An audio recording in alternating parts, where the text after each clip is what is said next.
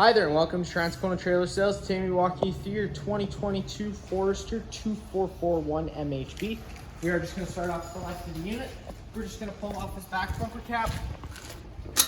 That's going to give you access to where we store that sewer hose. Once fully extended, it is about 15 feet long.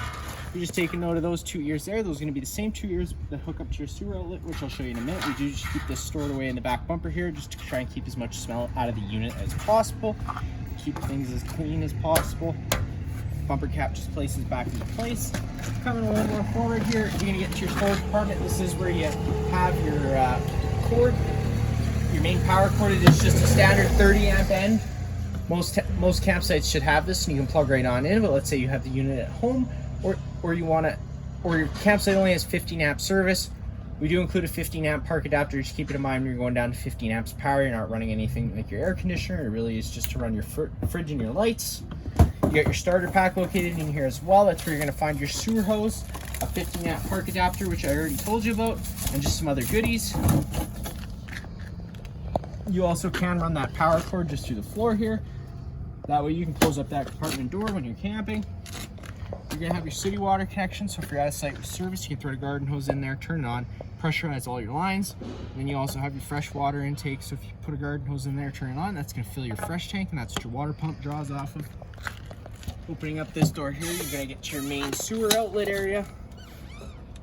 You're going to notice you do have another hole in the floor there for running that sewer hose out of. You do have little drain caps inside all these exterior compartments, just in case you do get a little bit of water in there. You can thread these guys out and it'll allow those guys to drain out. Also located inside these are these little valves here. These are for airbags in the back, so if you're hauling a lot of cargo or you're pulling something behind you, you can fill these guys up with a little bit more air, and that's going to allow for a better ride. We always usually keep them at about 50 psi each all the time. And then of course you got your sewer cap. Again, the same 2 ears that your sewer hose had. They just line up with these guys here. And twist and lock into place, and you're good to go. You got your black tank and your gray tank. You're always going to want to empty your black tank first. This is going to be your dirtiest water filled from your toilets, and then you can come behind that with your gray tank, which is typically a little cleaner water filled from your sinks and your showers. You got your black tank flush. So if you're noticing false monitor panel readings or just smell around the unit, throw a garden hose in there, turn it on. It's gonna flush out that tank. Very important though, you do have to have your black tank open and the hose connected. Otherwise, you do run the risk of bursting your tank.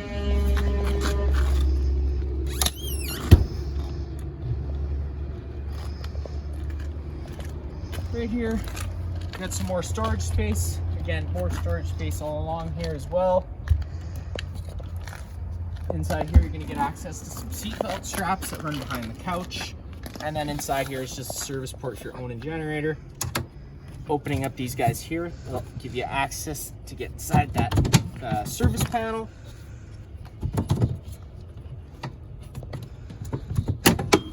That pops off, gives you access to a manual start.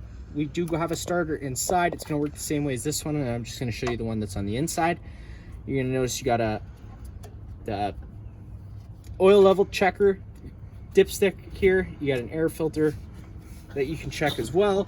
And then whenever you're done camping for the season, whenever you're camping throughout the season, I do recommend throwing a little bit of fuel stabilizer inside your gas tank every time you fill up.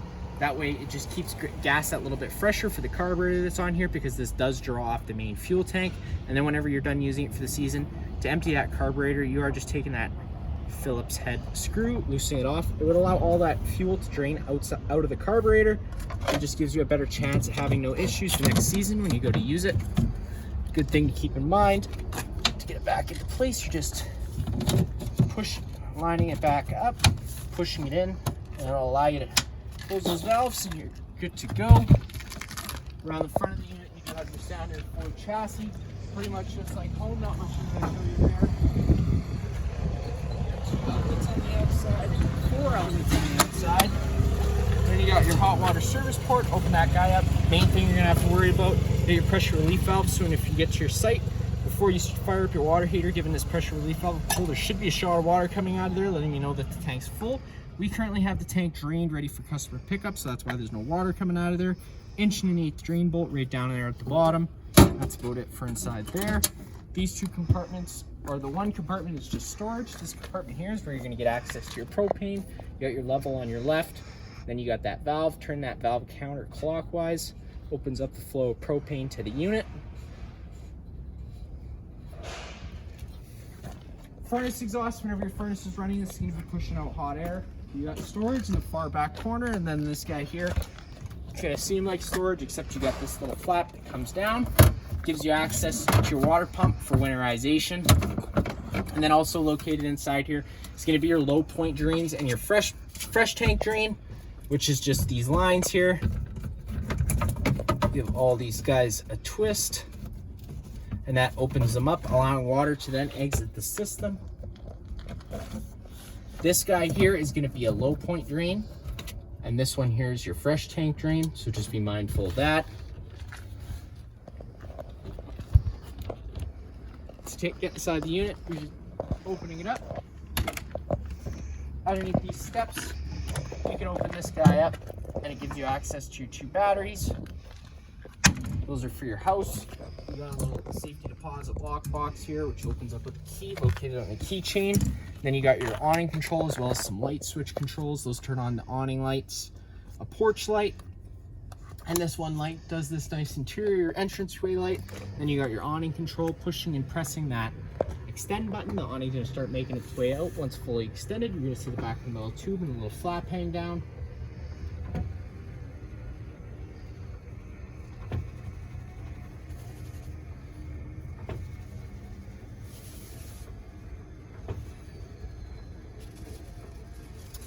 And there you go, you get that little, sometimes that flap does get stuck, so you do just have to retract it there for a second and try putting it back out. And there you go, it loosens it off.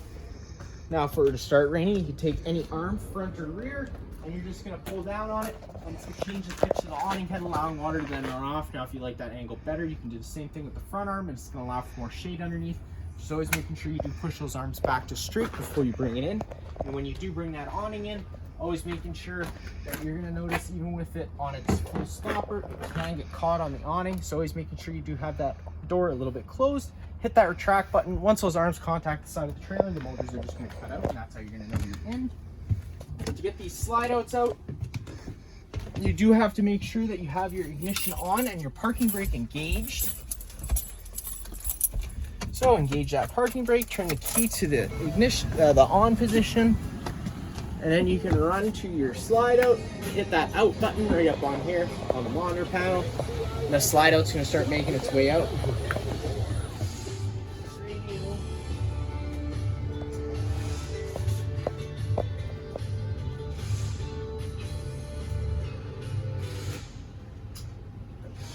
And you push and hold that out button, the awning's gonna start making its way out. Once fully extended, you're gonna hear the motor just wind up and stall out, like so. And then you can do the same thing for the back slide.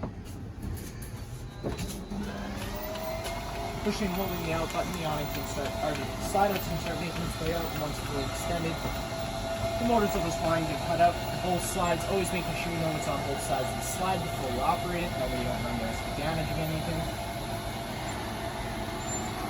And then with this mattress too, you're gonna notice it's up on top here when you go to bring it out.